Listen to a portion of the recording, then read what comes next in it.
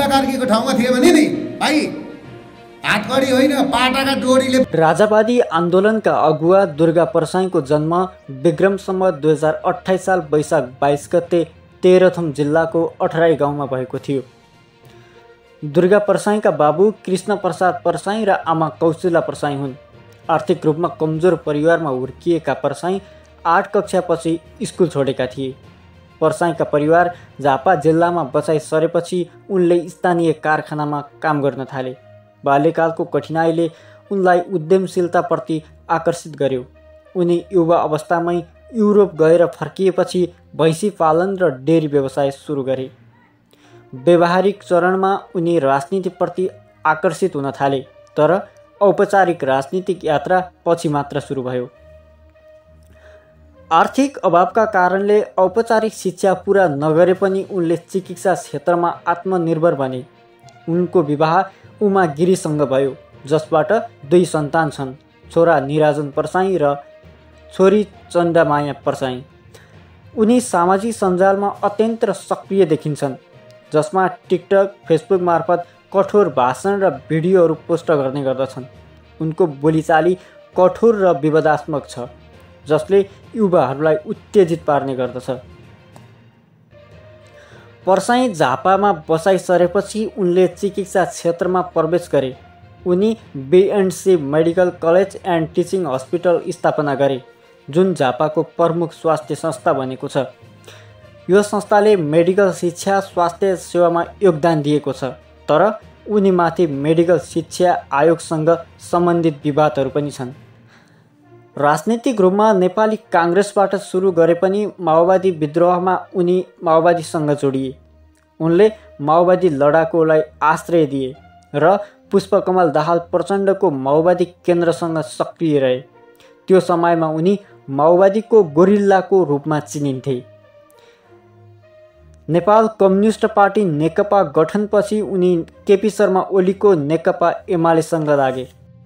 2074 फागुन 3 मा माओवादी र प्रचण्डसँग मार्क्सिस्ट चामलको भात खाँदै गरेको तस्बिर भाइरल भएपछि उनी राष्ट्रिय चर्चामा आए। उनी नेकपा एमालेको केन्द्रीय समितिमा पुगे। त्यो चरणमा उनले पार्टीको प्रचार सक्रिय रूपमा निर्वाह गरे। 2023 मा उनी प्रदेश सभामा प्रवेश गरे, तर चाँडै नै एमालेले उनलाई पार्टीबाट निष्कासित गर्यो। राजतन्त्र हिन्दू राष्ट्रको पक्षमा अभिव्यक्ति दिएकै कारण त्यो घटनापछि उनी स्वतन्त्र राजनीतिक कार्यकर्ताको रूपमा उदाए। उनले बैंक ऋण पुनर्स्थापना, मधेसी उद्यमीको राष्ट्रियकरण जस्ता मागहरू राख्न थाले। सो लगतै गृह मन्त्रालयले उनको राष्ट्रव्यापी अभियान विरुद्ध नोटिस जारी गर्यो। उनले राजतन्त्रको पुनर्स्थापना, हिन्दू राष्ट्र घोषणा र फेडरलिजमको खारेजीका लागि सडक आन्दोलन चलाउन थाले।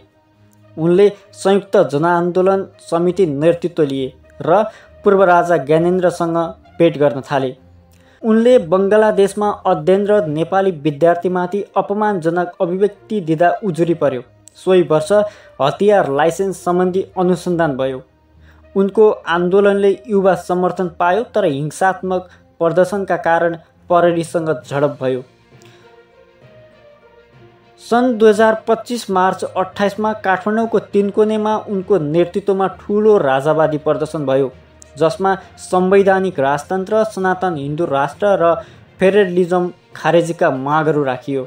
प्रदर्शन हिंसात्मक बनेपछि 2 जनाको मृत्यु भयो, जसमा 1 जना फोटो पत्रकार थिए। भवनमा आगो लाग्यो र प्रहरीले 746 लिटर ग्यास प्रयोग गर्यो, जहाँ परसाईलाई जन कमान्डर घोषित गरिएको थियो। प्रदर्शनपछि उनी भागेर भारत पुगे। अप्रिल 10 मा असम प्रहरीले पक्राउ गरी काँकरभिट्टा हुँदै नेपाल ल्याइयो। काठमाडौँ जिल्ला अदालतले 12 दिनको डिमान्ड दियो। उनीमाथि राजद्रोह, सार्वजनिक अपराध र हिंसा उस्काउने आरोप लाग्यो।